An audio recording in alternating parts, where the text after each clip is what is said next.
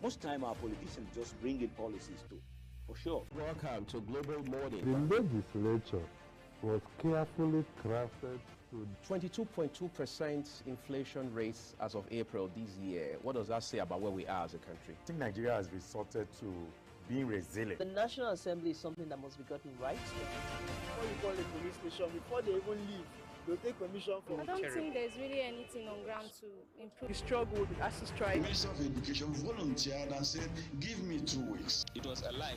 The president never gave me any deadline.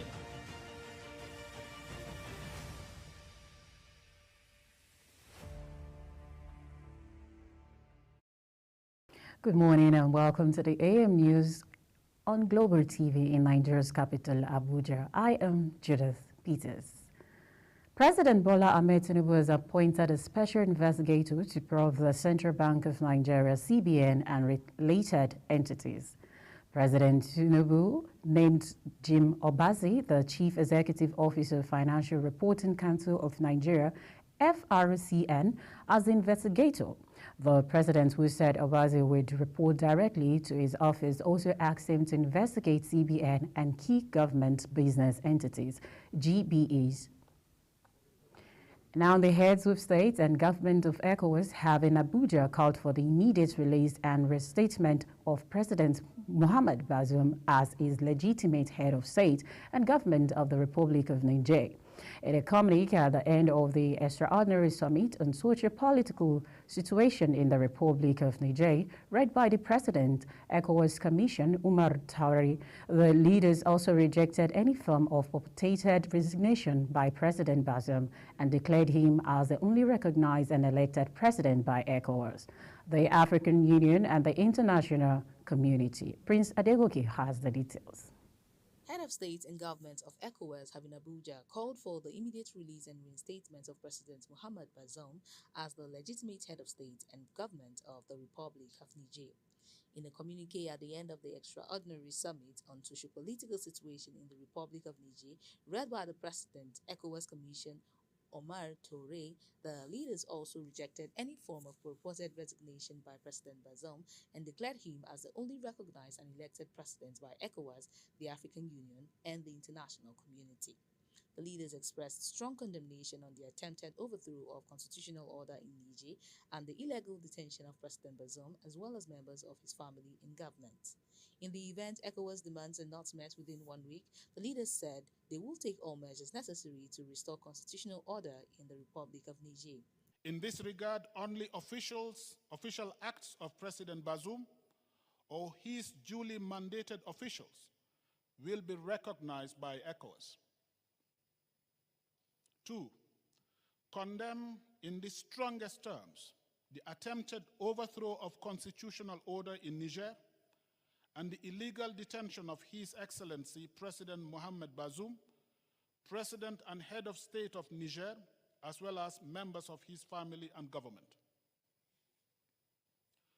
Call for the immediate release and reinstatement of President Mohamed Bazoum as President and Head of State of the Republic of Niger, and for the full restoration of constitutional order in the Republic of Niger.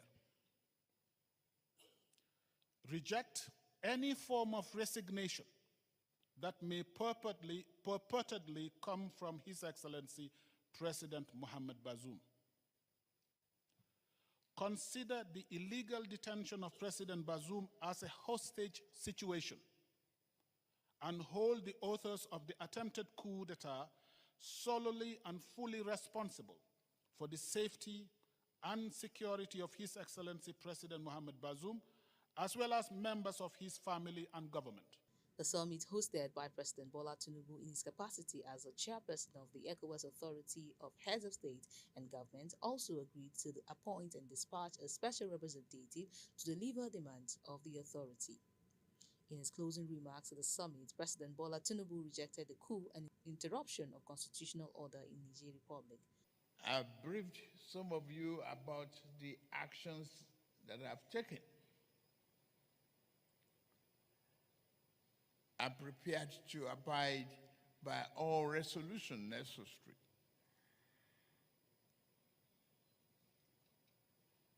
to respond to this assault and to make sure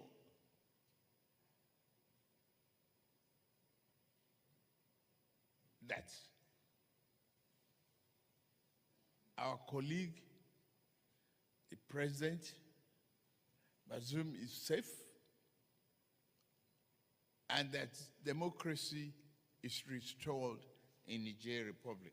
Also in response to the coup attempt, the summit announced immediate sanctions on Niger, including the closure of land and air borders between ECOWAS countries and Niger, establishing a no-fly zone on all commercial flights to and fro Niger.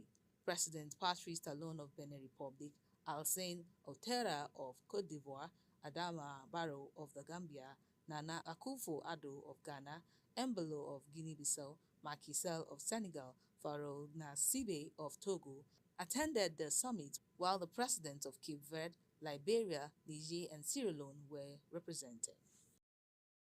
Thank you, Presger. And also the Vice President, Senator Kashim Shettima, has assured Nigerians, including those living in Russia, that the country under the administration of President Bola Tinubu would work again. The Vice President gave the assurance in St. Petersburg at a forum with members of the Nigerian community in Russia. Prince Adegoke has the details.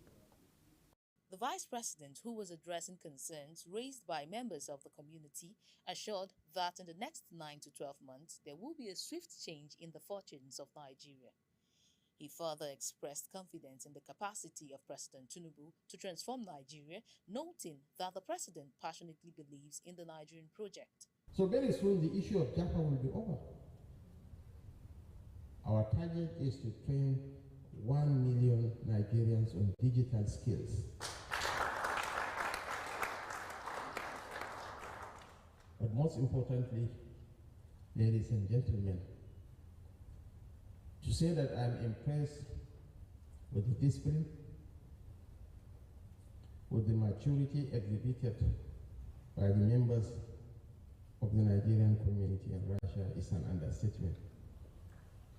And I must confess that I was impressed by the ambassador's hands-on approach.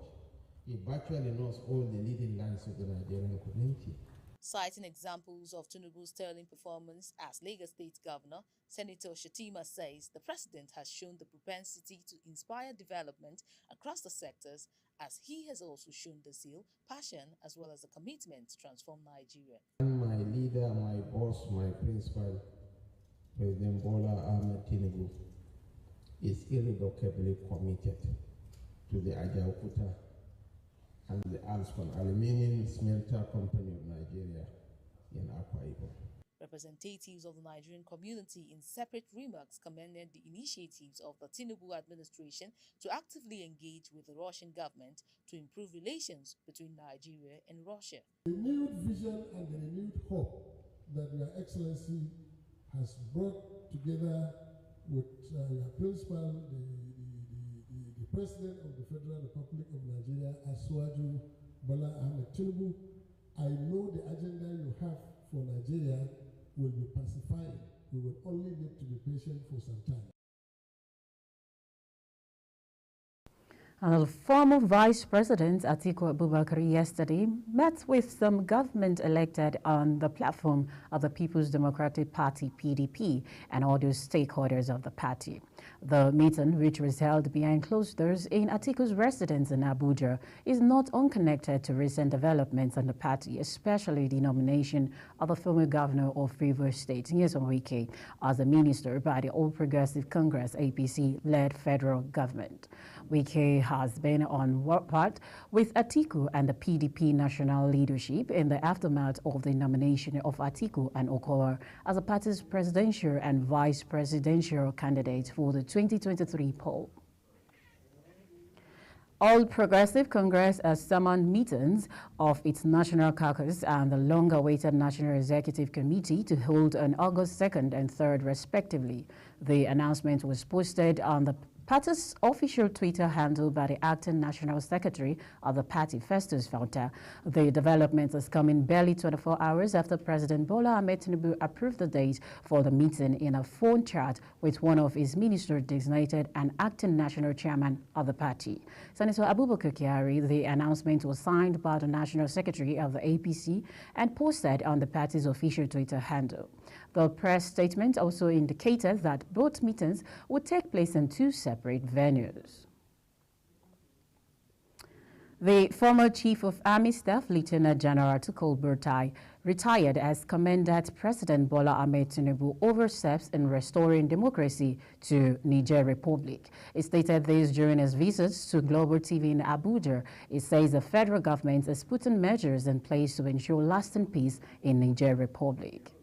You can see from his security agenda to contain all forms of insecurity across the country. He has said it and he has repeated it severally. And since his coming into office 29th May, he has not relented. He has appointed National Security Advisor. We have new set of service chiefs. That to show the level of commitment, the level of desire that he has in containing the security situation. And you can see his response, to the development in the Niger Republic. He is very much concerned. And the tendency for the security situation to spill over, following probably the change in government there, is somehow unstable. The political situation is unstable, and the consequences is, you see, refugees probably trooping into Nigeria and some other elements, even the criminal elements are likely to start relocating or thereabout. But the president at the head of ECOWAS is in charge, and tomorrow, I think, or thereabout, this week, this weekend, they're having a meeting, ECOWAS meeting taking place in Abuja, and we hope far-reaching decisions will be arrived at, to resolve the situation. Not only the military intervention in Niger Republic, but also, I believe, the security situation will be handled. Mr. President is getting the right moves. He is the first to have condemned the military takeover in Niger Republic, and other countries, United Nations, UK, US. Also speaking on illegal bunkering in the country, he warns against oil theft in Niger Delta region, saying confiscating the vessel is not the solution to oil theft, as it will be recycled by the culprit. Especially in terms of the aquatic life there, and which is the mainstay of the people in the Niger Delta there. There used to be a sort of dilemma. Actually, crude oil that is stolen, we had some experiences where neither the NNPC nor the international oil companies, own up to ownership, and at the end you become, confused. Where do we take this as to? Most of them have been denied. They refuse to take out the crude oil before the destruction. Well, the economic damage these oil thefts or thieves are doing is so enormous that a single ship will not have any big consequences as an equipment, apart from the environmental effects that it causes. There are several ways that can be done, to cannibalize the ship, but at the end, even if you auction it, it goes back to the same people who are involved in the oil theft, we have been confiscating, when I was there, the tank, the fuel tankers and so on. But at the same time, you discover that it's being recycled. You confiscate, you auction it at cheap rate. They give money to some people, and they buy back, and it goes back to the same, stealing of the crude oil. So it's a vicious cycle, it's a vicious situation that really comprehensive approach has to be looked into. You see, we profiled several solutions when I was in the Niger Delta as brigade commander and also as sector commander, including monitoring devices, putting sensors on the pipelines, which is very simple. So many other countries have been doing that. But unfortunately, those NGOs, IOCs, as well as even the NNPC, find it difficult to put it because there are so many complications, so many. The North Central Elders of the All Progressive Congress, APC, have endorsed former Governor of Kano State, Abdullahi Umar Ganduje, as the national chairman of the ruling party in acting capacity. The elders made their stand at a press conference held in Abuja, describing Ganduje as the best person for the job. Representative of the North Central Elders, General Lawrence Anebe Onoja, retired, hinged their choice of Ganduje on the effort and genuine desire to sustain the initiative for good governance. The United Nations International Children Education Foundation, UNICEF, has commended the Kwara State government on primary health care service delivery.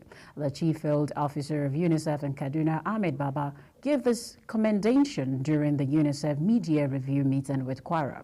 Baba ranked Kwara as the topmost performer in primary health care service PHC delivery, being one of the areas of the international organization interventions in the state. He says the state government has proven to be committed to changing the situation of vulnerable individuals and the downtrodden in the state. Baba urged the state government to keep to its commitment to ensure better living conditions for the people, assuring UNICEF continued support to state in its drive to eradicate malnutrition, poverty, and other menaces facing the state, especially children and other vulnerable groups. Amidst the economic hardship facing the country, private schools in Abuja are appealing to the federal government to help provide assistance to the struggling educational sector. As they round up the academic year, they further appeal to the federal government supportive private schools through financing and good facility. Priscilla Obasi has the details.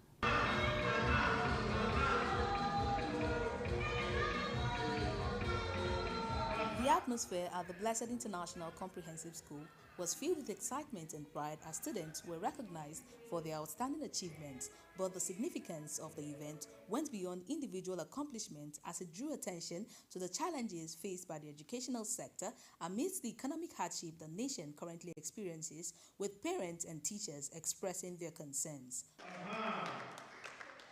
Transport, before we are coming here, 100 naira, but because of first subsidy, now we are paying 150, but we are trying our best.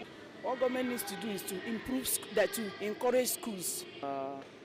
They should try to make provision for movement of vehicles, at least for public movement, so that at least it will ease the parents from extra spending. The first subsidy has affected us so well. It's affected everybody, and it's affected us because anything that affects the parents affects the school. So affecting the home, affecting the parents is affecting us as well. The ceremony showcased the hard work and talents of young scholars in drama presentation, choreography, academic awards, and presentation of certificates to the graduates. It's the AM News on Global TV coming to you live on StarTimes channel 276 from Nigeria's capital, Abuja.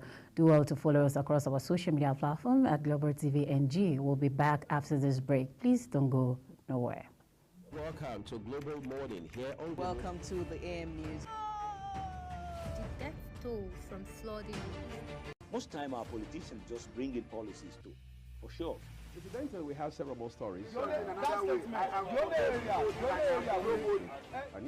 legislature was carefully crafted to 22.2% inflation rates as of April this year. What does that say about where we are as a country? I think Nigeria has resorted to being resilient. The National Assembly is something that must be gotten right. What you call a police station, before they even leave, They'll take permission from I don't think there's really anything on ground to improve. The struggle as to strike. The Minister of Education volunteered and said, give me 2 weeks. It was a lie.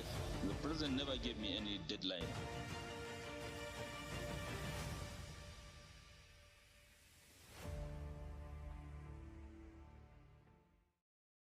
Thank you for staying with us. President Bola Ahmed Tinubu has approved the appointment of new Deputy Comptroller Generals, DCGs, and Assistant Comptroller Generals, ACGs, for the Nigeria Customs Service, NCS.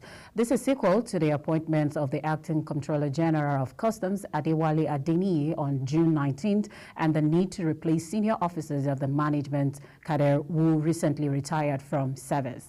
The new appointees are DCG Festus Okun, DCG Baba Abdullahi Musa, DCG Abashiru Amisu, ACG Kamaruddin Olumo, ACG Awal Baba Muhammad, and ACG Adeogun Olajogun. The World Bank Group has urged Nigeria to reduce government's borrowing from the central bank if it wants to reduce the inflationary pressure on the economy.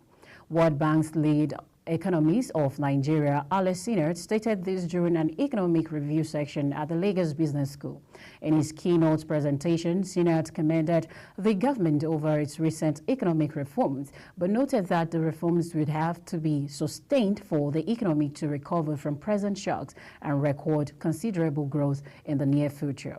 According to him, the fact that petrol price had significantly increased created pressure on the economy. It says variety of solutions would have to be diverse in order to mobilize more revenue in a way that spending would be increased to tackle the real priorities in the country.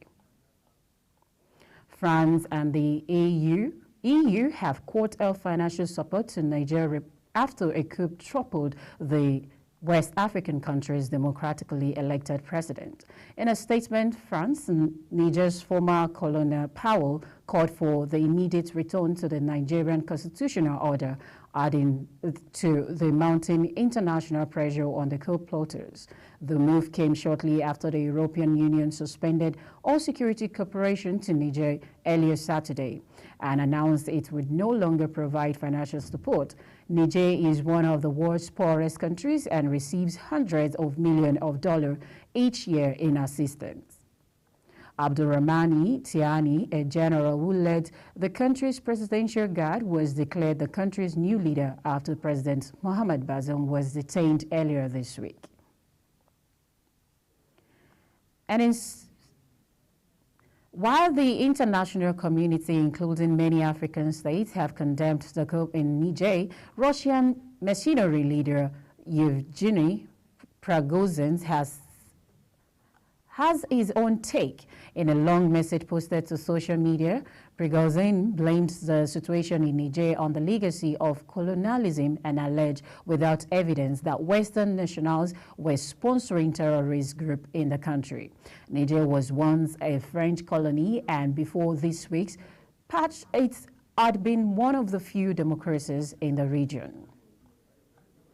History-making captain Onome Ebi says Super Falcons are gingered and in a super positive mood ahead of Monday evening's Group B cracker against Republic of Ireland and Brisbane's Lang Park. The 40-year-olds became one of the oldest women to have featured at the FIFA Women's World Cup when she was introduced into the game against co-host Australia at the same venue on Thursday.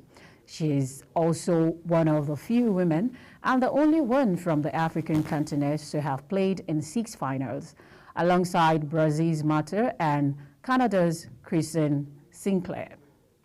We are very positive and looking forward to the match. The mood in camp is great and everyone is in high spirit. The win against Australia has given us the belief and the confidence to face any team. We will play for a win.